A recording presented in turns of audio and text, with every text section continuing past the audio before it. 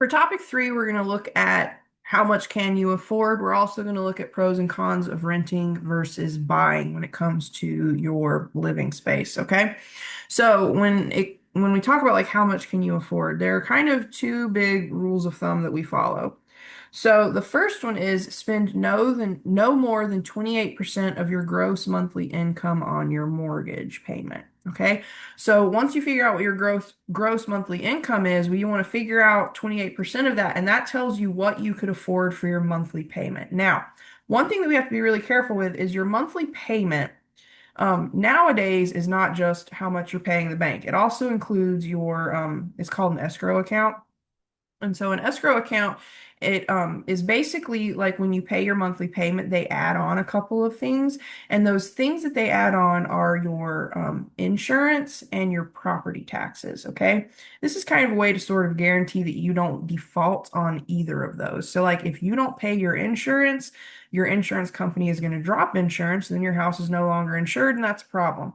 Also, property taxes. If you don't pay your property taxes, you risk losing your home. You get way, way behind on property taxes. The government's going to come in and be like, the house is ours now. Okay. So there's this thing called an escrow account. And basically, what happens is your lender, whoever, your bank, whatever, they'll estimate 1/12 of your property taxes and 1/12 of your insurance, and they add that to your monthly payment. So each payment, you're adding a 12th of your insurance and a 12th of your property taxes. And then at the end of the year, your mortgage company or your bank pays the taxes and the insurance on your behalf. You've been paying it all along. You've been paying a 12th of it each month, and then they just add it all up and they pay it directly to the government or directly to your insurance company. If at the end of the year your escrow account has extra in it, like they estimated too much and you ended up your insurance payment or your tax payment ended up being less than what was in the account, they'll sometimes refund the difference to you.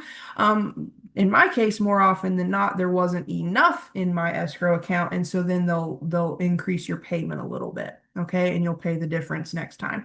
So when it comes to your mortgage payment sometimes is not just your mortgage payment; it can be your mortgage payment plus insurance and taxes, okay? But the rule of thumb is 28% of your monthly gross income, no more, let's say no more than 28% of your gross monthly income should go towards your mortgage payment.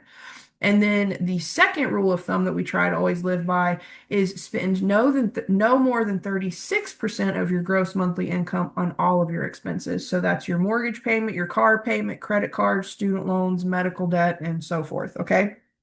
So those are like two rules to live by. Okay. Live by as best you can. All right. So the example we have here is suppose your gross annual income is $58,020. Well, if your annual income is $58,020, how could we calculate your monthly income? Well, that's what we're going to do in part A. So we know there's 12 months in a year. Hopefully, you know there's 12 months in the year. If not, I'm here to tell you there's 12 months in the year.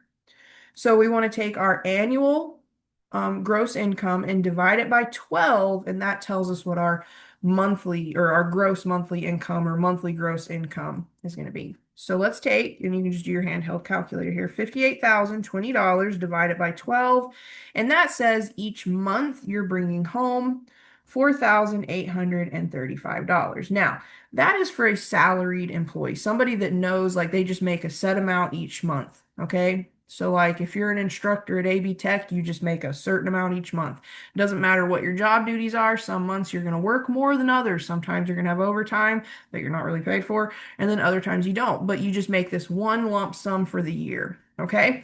Now, if you are an hourly employee where your income depends solely on how many hours you work, your income may not be as predictable.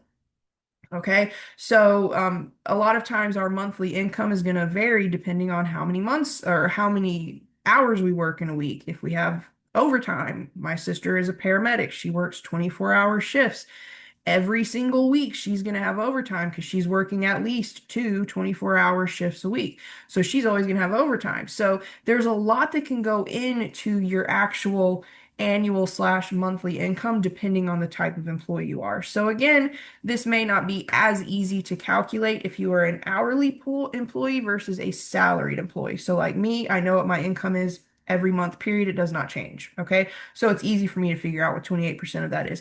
If you're an hourly employee, it may be more of an approximation for you. Okay. Now, part B says, what is the maximum amount you should spend each month on a mortgage? Well, the rule of thumb is 28% of your gross monthly income. Our gross monthly income is $4,835.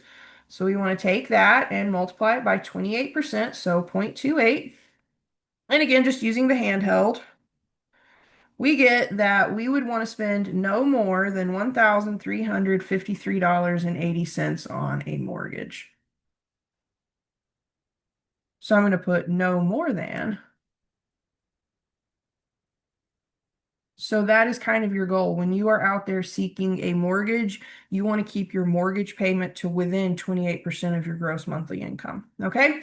And then what is the maximum amount you should spend on all credit obligations for the month? That is 36%. So everything combined, your mortgage, your car, credit cards, any other types of loans you have, you want to keep that all to within 36% of your gross monthly pay. So 4,835 times 0.36. And we would want to spend no more than, let's see what 36% of that is. So for the whole month, everything you spend, all of your debt, okay, the mortgage, the car, the credit cards, everything, you want to spend no more than $1,740.60. Well, let me do this. All right. So again, that's just two rules that we try our best to live by. This will keep you in, it does the best it can to keep you in good financial standing where you still have money for those emergency type things that can come up. Okay, but there you have it. Those are just two rules we like to follow. All right, next up, we're going to list some pros and cons to renting versus owning. Okay, there are definitely perks to both. Okay. We're going to look at pros for renting versus owning. Okay. I'm going to go through this fairly quickly. A pro to renting is you do have some flexibility. Okay. You generally sign a yearly lease. So if you wanted to up and move 2 states over, you just kind of have to wait a year and then you can kind of up and move. Okay. So there's some flexibility and mobility that you have with renting.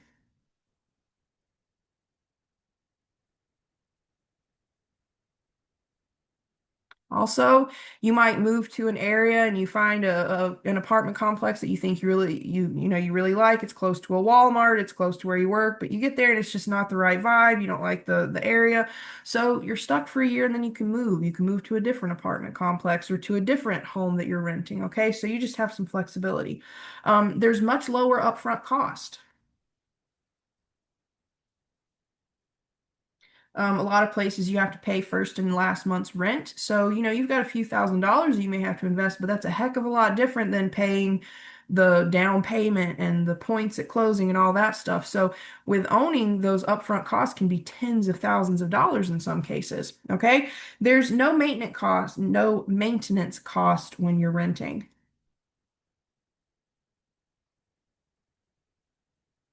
So your air conditioner goes kafooey, it's the landlord's problem, not yours. Okay.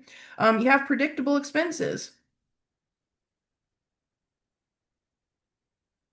Some places will include some of your utilities, so you kind of just know what you're going to pay each month to a certain degree. Whereas when you own a house, sometimes things go bad and you have these sudden expenses. Like I came home one day and water was shooting out of my hot water heater. It was kind of scary. I had to just all of a sudden get a new hot water heater. So there's some unexpected expenses when it comes to owning a house that you don't really have when it comes to renting. Another thing is you have oftentimes, especially if you rent in an apartment complex, not so much if you're renting a home from somebody, but if you are in an apartment complex, you have access to amenities. So a lot of these complex amenities, I don't think I spelled that right. I don't care. Spelling's not my strong suit. So if you live in an apartment complex, a lot of times they'll have a pool, they'll have a gym, they'll have other types of really cool things there. They may have like a little dog park. So there are some perks to renting, especially if you have like an apartment complex like that. Now, some pros for owning is you build equity. Okay, so as you're paying your monthly payment, even though we've already seen from our loan amortization schedule, at first most of that money is going to the bank, but you're still building equity. So you pay rent for years and years and years, you're just paying rent. You're getting nothing out of it. Whereas if you're paying a monthly payment towards a home for years and years and years, you are building equity. At the end of this 30 years, you're going to own that home outright. Okay, so a pro for owning is building equity. Equity is kind of like how much of that house you actually own outright. That's kind of a crass way to say it, but that's it.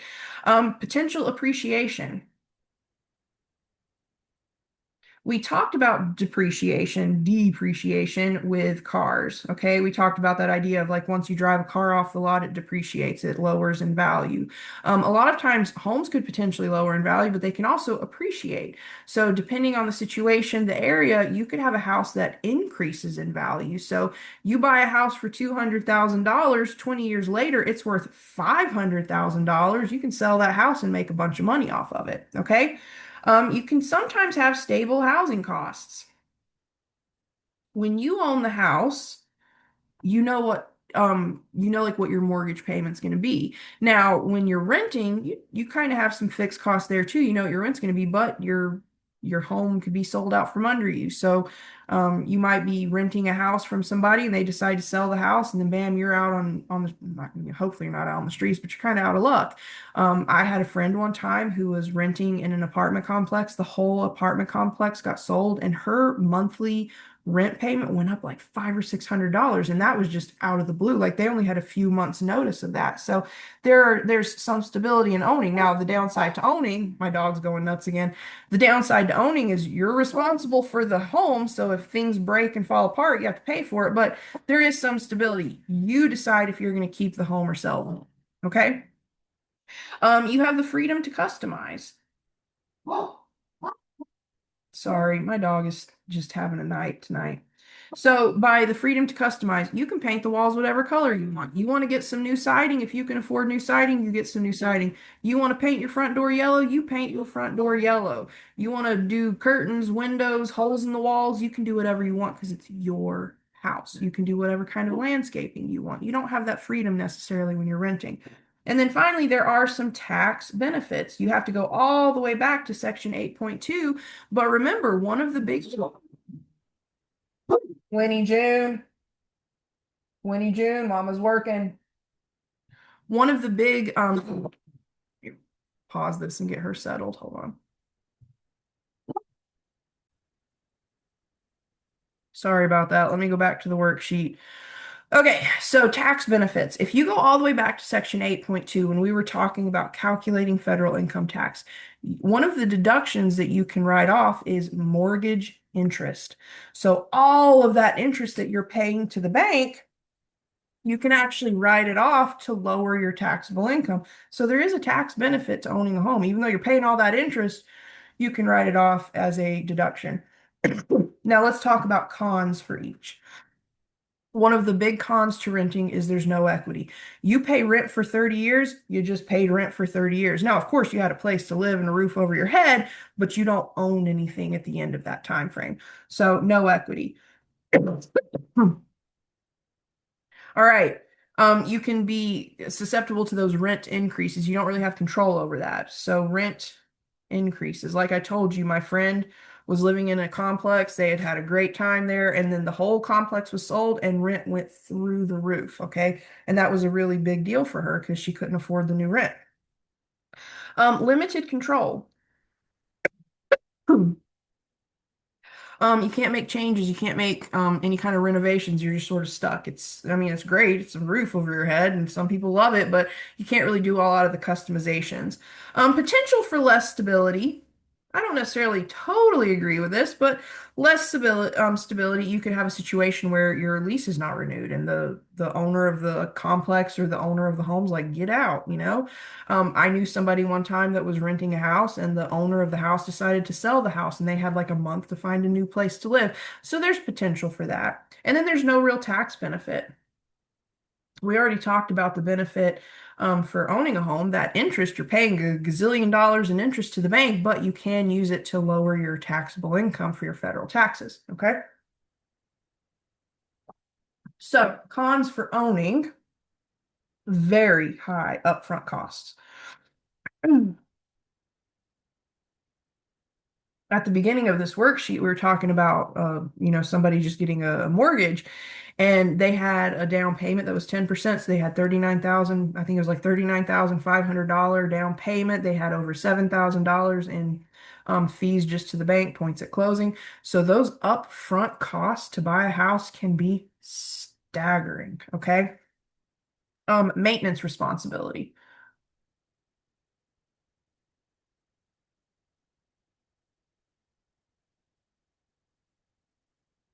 Let's see, that hot water heater, you come home and it's shooting water out about to, well, hopefully it wasn't gonna explode, but you have this hot water heater that goes bad, you got to buy yourself a hot water heater, okay? Your air conditioner goes bad, you got to buy yourself an air conditioner, you know? So like you're responsible for all that maintenance, which can be very, very pricey and costly at times. You have less flexibility. So I was saying if you move to a new area, you go to a particular neighborhood, you're like, this looks great. There's a park down the road, there's a school up the road, it's kind of close to work, but you get there and the vibe is all wrong. You've signed a year lease. If you're renting, you can move in a year. If you buy a house, it's a lot to sell a home. You've put a ton of money into fees and stuff at closing, and then, you may not find a buyer in any, usable time frame or useful time frame. So you're not quite as there's not as much flexibility. You can certainly sell your home anytime you want, but you could lose a fortune just in all those fees that you paid to buy the house, those closing costs. They can be a lot. Okay. So there's not as much flexibility. You also have to assume you can find a buyer. Okay. I've known people that have had their houses on the market for days and it sold. Others had their houses on the market for months and months and it still didn't sell. So there's not as much flexibility. You do have to pay taxes and insurance. So taxes and insurance can be a big, big expense. You also have a market risk. Now, just like a house could appreciate in value, it could also tank.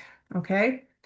There was a famous housing crash of like 2006, 2008, something like that, where the values of homes just tanked. Okay, so there is that risk as well. There's risks either way. There's perks to renting, there's perks to buying. I have a friend who lives in an apartment complex. She is perfectly happy. She never wants to necessarily buy a house, and that's great. Works for her. Me, I really wanted to buy a house. Worked for me. So you kind of just have to weigh the pros and cons for your particular situation and do what works best for you. Okay. Now keep in mind, like we said up here, there are some rules of thumb to live by if you do decide to buy. I would say this 28% of your gross monthly income going to mortgage payment would be the same for rent payment if you think renting is the best thing for you. So keep these rules of thumb in mind, but just do the best you can to do the best you can. That's kind of my message to you. Do the best you can. All right. Drink the Diet Coke, get the dog that barks all the time, eat the air fried Uncrustable, live your best life. Okay.